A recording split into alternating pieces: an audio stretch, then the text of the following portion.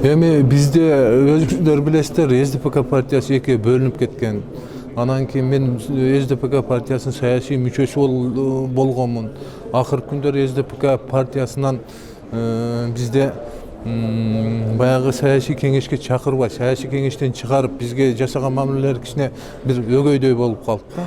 Ошондуктан бизде эми мен өзүм дагы саясатчы болуп, ошол мурдагы партиянын мисалы үчүн мүчөлөрү менен бир определенный бир территорияга иштегенмин да. Ошол жерде мен өзүм командам бар.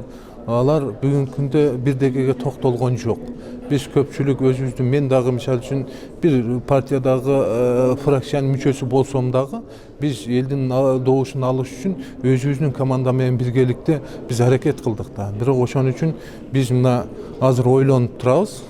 Менде андай амбициялар жок. Анан кийин эгерде жардам берет дей турган болсо, ар түрдүү сөздөр, бирөө Биримдик партиясы деп атат. Аты өтө жакшы. Ал Марат Аманкулов анын жетекчиси болуп турат экен. Марат Аманкулов менен өтө баягы мамилем өтө жакшы. Ошондой эле Элдик деген партия бар, өзүңүздөр билесиздер, Ноокат районунда 2-месте алган.